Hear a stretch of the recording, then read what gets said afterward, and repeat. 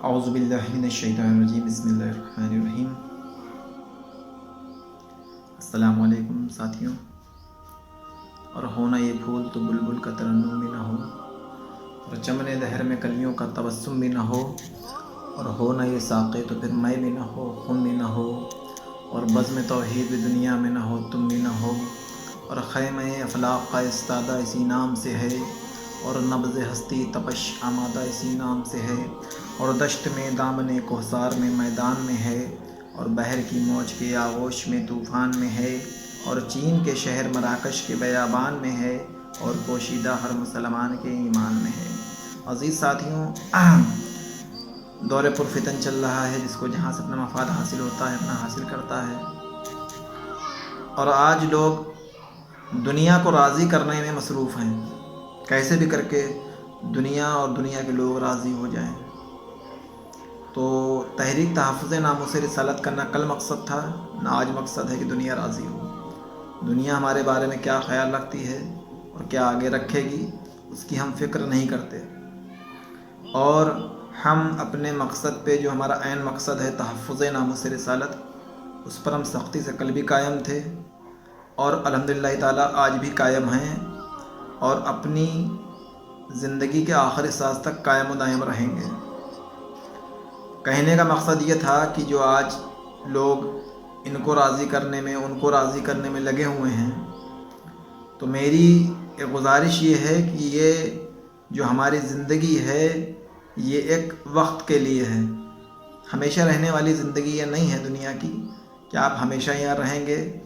تو دنیا کو راضی کرنے والے آج وہ قبروں کی زینت بنے ہوئے ہیں،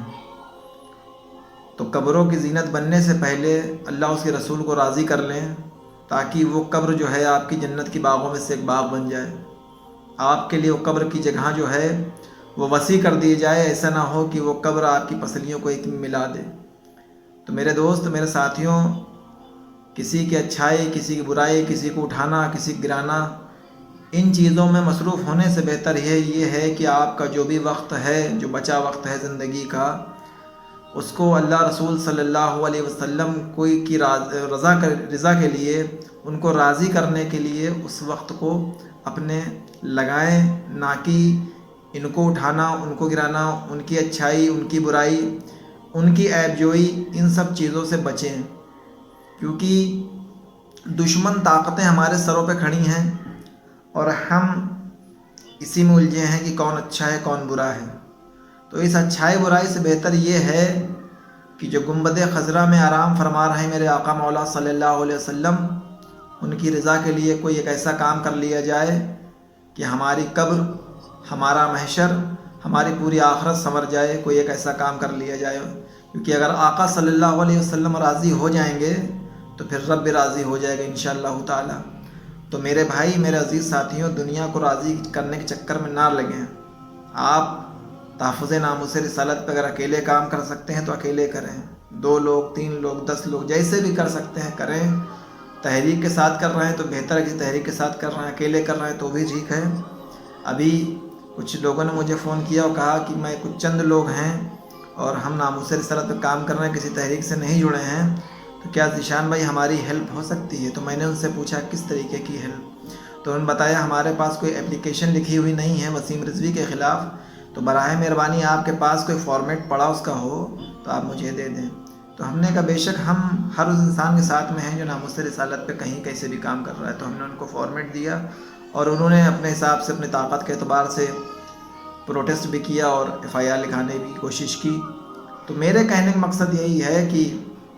کسی کو گرانے اٹھانے کے چکر میں اپنا وقت نہ ضائع کریں۔ یہ بہت اچھا وقت ہے،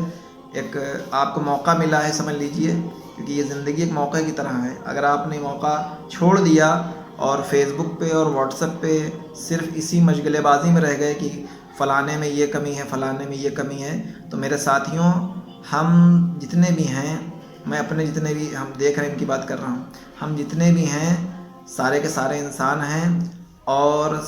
لگ بھگ میں تو یہ مانتا ہوں کہ ہم گناہوں کا مجسمہ ہیں۔